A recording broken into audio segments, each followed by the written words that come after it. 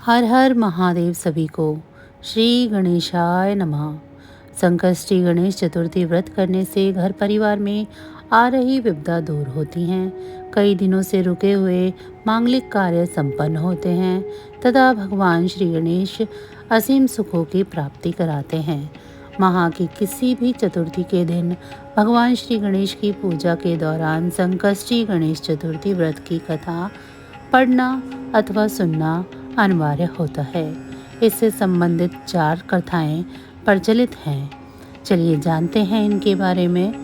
पहली कथा के अनुसार पौराणिक एवं प्रचलित श्री गणेश कथा के अनुसार एक बार देवता कई विपदाओं में घिरे थे। तब वह मदद मांगने के लिए भगवान शिव के पास आए। उस समय शिव के साथ कार्तिकेय और गणेश जी भी बैठे हुए थे।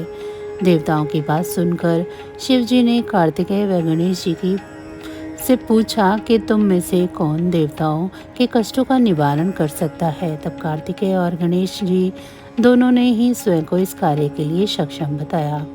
इस पर भगवान शिव ने दोनों की परीक्षा लेते हुए कहा कि तुम दोनों में से जो सबसे पहले पृथ्वी की परिक्रमा करके आएगा वही देवताओं की मदद करने जाएगा।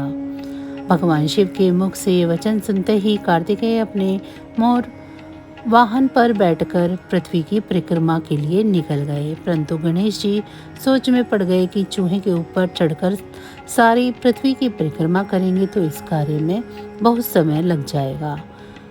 तभी उन्हें एक सुझाव आया। गणेश जी अपने स्थान से उठे और अपने माता पिता की 7 बार परिक्रमा करके वापस बैठ गए। परिक्रमा करके लौटने पर कार्तिकेय ने स्वयं को विजेता बताया। तब शिव जी ने श्री गणेश से परिक्रमा की न करने का कारण पूछा। तब गणेश ने कहा, माता पिता के चरणों में ही समस्त लोक है। यह सुनकर भगवान शिव ने गणेश जी को देवताओं के संकट दूर करने की आज्ञा दी। इस प्रकार भगवान शिव ने गणेश जी को आशीर्वाद दिया कि चतुर्थी के दिन जो तुम्हारा पूजन करेगा और रात्रि में चंद्रमा को अर्घ्य देगा उसके तीनों ताप यानी देह ताप, दैविक ताप तथा भौतिक ताप दूर होंगे। इस व्रत को करने से व्रतधारी के सभी तरह के दुख दूर होंगे और उसे जीवन के भौतिक सुखों की प्राप्ति होगी। चारों तरफ से मनुष्य की सुख समृद्धि बढ़ेगी।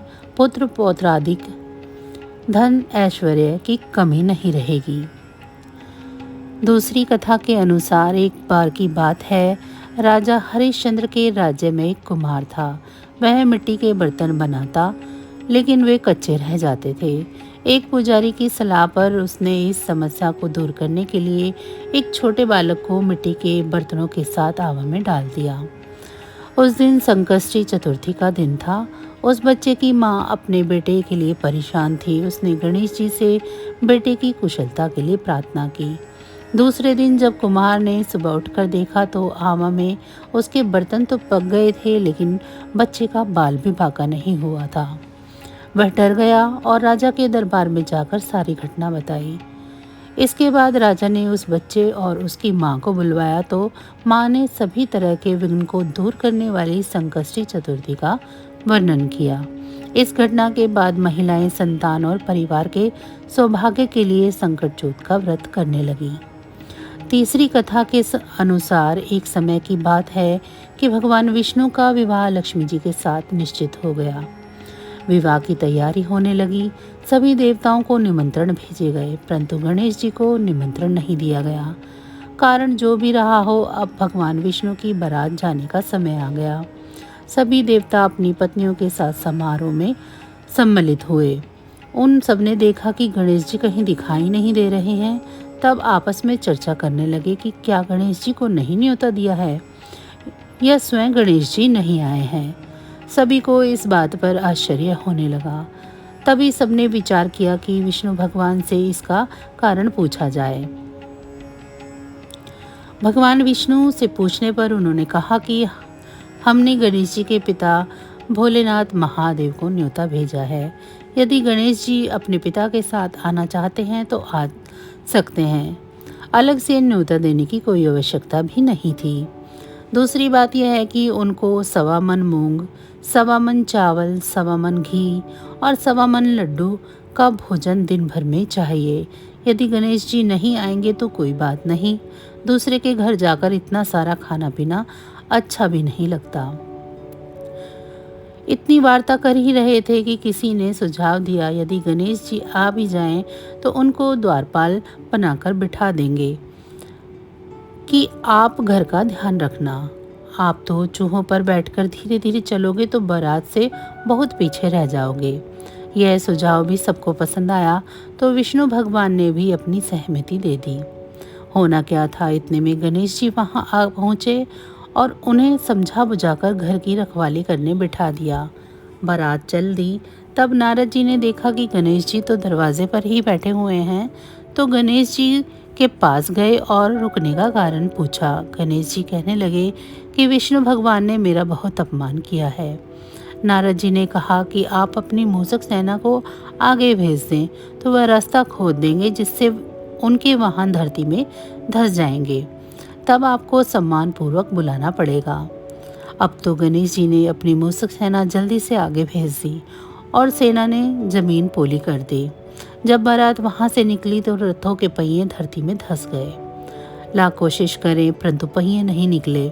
सभी ने अपने अपने उपाय किए परंतु पहिए तो नहीं निकले, बल्कि जगह जगह से टूट गए। किसी की समझ में नहीं आ रहा था कि अब क्या किया जाए। तब तो नारद जी ने कहा, आप लोगों ने गणेश जी का अपमान करके अच्छा नहीं किया।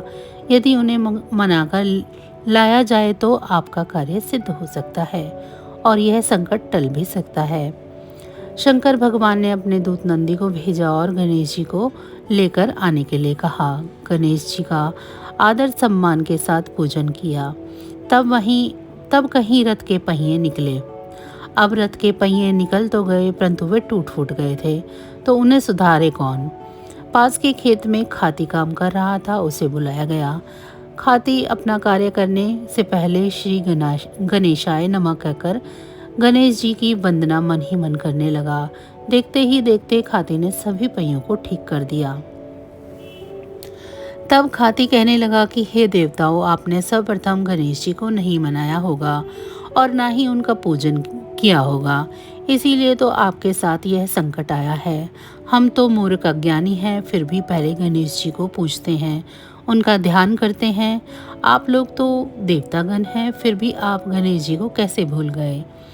अब आप लोग भगवान श्री गणेश की जय बोलकर जाएं, तो आपके सब काम बन जाएंगे और कोई भी संकट नहीं आएगा। ऐसा करते हुए बारात वहां से चल दी और भगवान विष्णु का लक्ष्मी जी के साथ विवाह संपन्न करा के सभी सकुशल घर लौट आए। हे गणेश जी महाराज, आपने विष्णु भगवान को जैसे कारज कीजो ऐसा कारज सबको सिद्ध करजो। बोलो गजानन भगवान की जय।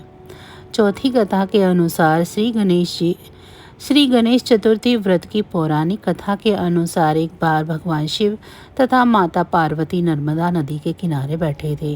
वहां माता पार्वती ने भगवान शिव से समय व्यतीत करने के लिए चौपट खेलने के लिए कहा। शिव चौपट खेलने को तैयार हो गए, परंतु इस खेल में हार जीत का फैसला कौन करेगा, यह प्रश्न उनके समक्ष उठा तो भगवान शिव ने कुछ तिनके एकत्रित करके उनका पुतला बनाकर उसकी प्राण प्रतिष्ठा कर दी और पुतले से कहा, बेटा हम चौपट खेलना चाहते हैं, परंतु हमारी हार जीत का फैसला करने वाला कोई नहीं है, इसीलिए तुम बताना कि हम दोनों में से कौन हारा और कौन जीता। उसके बाद भगवान शिव और माता पार्वती का चौपट का खेल शुरू हो गया। यह खेल 3 बार खेला गया और संयोग से तीनों बार माता पार्वती ही जीत गई। खेल समाप्त होने के बाद बालक ने हार जीत का फैसला करने के लिए कहा गया तो उस बालक ने महादेव को ही विजयी बताया। यह बात सुनकर माता पार्वती क्रोधित हो गई और क्रोध में उन्होंने बालक को लंगड़ा होने का, कीचड़ में पड़े रहने का श्राप दे दिया। बालक ने माता पार्वती से माफी मांगी और कहा, यह मुझसे अज्ञानतावश ऐसा हुआ है, मैंने किसी द्वेष भाव से ऐसा नहीं किया है। बालक द्वारा क्षमा मांगने पर माता ने कहा, यह गणेश पूजन के लिए नाग कन्याएं आएंगी। यहाँ गणेश पूजन के लिए नाग कन्याएं आएंगी, उनके कहे अनुसार तुम गणेश व्रत करो, ऐसा करने से तुम मुझे प्राप्त करोगे। यह कहकर माता पार्वती शिव के साथ कैलाश पर चली गई।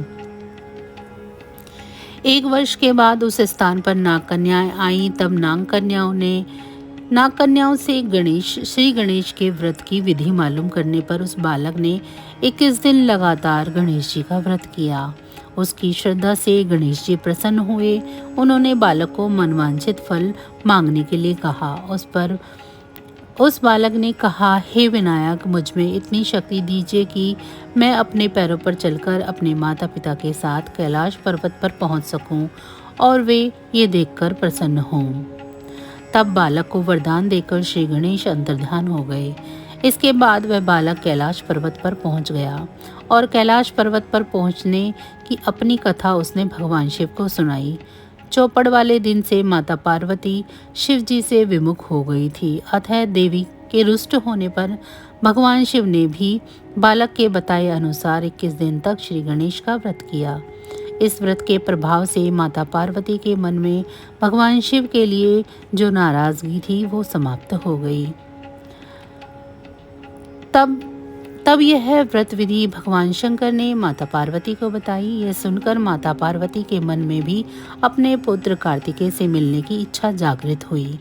तब माता पार्वती ने भी 21 दिन तक श्री गणेश जी का व्रत किया तथा दूर्वा, फूल और लड्डू से श्री गणेश जी का पूजन अर्चन किया।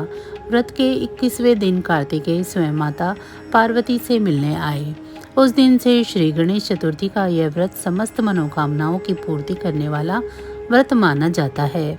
इस व्रत को करने से मनुष्य के सारे कष्ट दूर होकर मनुष्य को समस्त सुख सुविधाएं प्राप्त होती हैं।